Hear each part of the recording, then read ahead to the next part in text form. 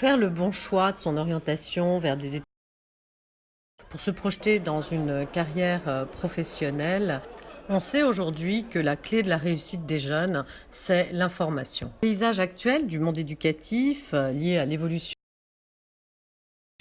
à la mondialisation de l'économie, c'est beaucoup complexifié, très diversifié. On rencontre une diversification des métiers, des domaines d'apprentissage, des passerelles également entre les différents établissements, qu'ils soient accompagnés par toute l'équipe de l'Institut français sous le pavillon France qui rassemble 18 établissements français. Alors ces jeunes viennent à notre rencontre pour apprendre, pour s'informer et pour... En fait, on a deux rôles. L'un, c'est justement de parler aux étudiants des différentes opportunités qu'il y a pour travailler dans les pays en développement. Et l'autre chose, en fait, c'est que cette année, c'est une année spéciale, c'est l'année européenne pour le développement. Dans tous les États membres de l'Union européenne, on essaie d'aller parler aux gens, on a essayé d'aller vers eux et de leur expliquer justement la coopération. Ici, voilà, c'est des gens avec qui on aimerait parler de ce qu'on fait. Je suis en charge des ressources humaines au ministère des Affaires étrangères à la direction de la coopération et je suis ici parce qu'on offre des emplois et des programmes, des stages rémunérés et non rémunérés aux jeunes qui sont détenteurs d'un bac. Alors, nous sommes enseignants donc au lycée français. Alors, bien évidemment, il y a quand même une proportion non négligeable de nos élèves il y a des élèves qui sont intéressés par l'étranger. Notamment la Belgique et les cursus anglo-saxons. Voilà. Donc, cité en termes de demande d'orientation qu'auparavant. L'idée, c'est d'essayer sur les sciences de l'ingénieur en France, pour les classes préparatoires, mais également les écoles d'ingénieurs.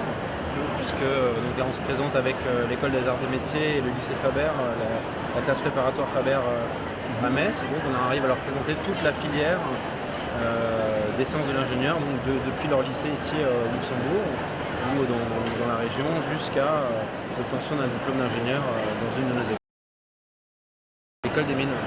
Le campus de Nancy existe maintenant depuis 15 ans. Il a été ouvert en 2000. Donc, c'est-à-dire, c'est déjà une histoire de succès. Nous accueillons aujourd'hui 140 étudiants chaque année sur ce campus. Des étudiants qui viennent de France, d'Allemagne, d'Autriche, du Luxembourg, de Suisse et d'autres pays européens, voire au-delà. Nous avons en ce moment des Américains, des Européens de l'Est aussi, ils sont assez nombreux. Plus de Sciences Po en région. Donc, un des 6 en région, avec Paris, ça fait 7.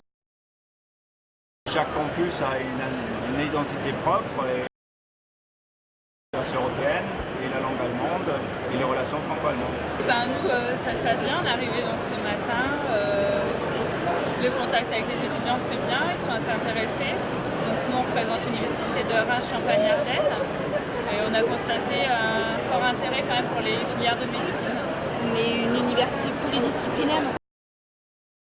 Alors après, on attend des étudiants, des personnes motivées et qui veulent aussi quitter le Luxembourg, ne pas aller forcément en Belgique et qui viennent en France. On a pas mal de personnes,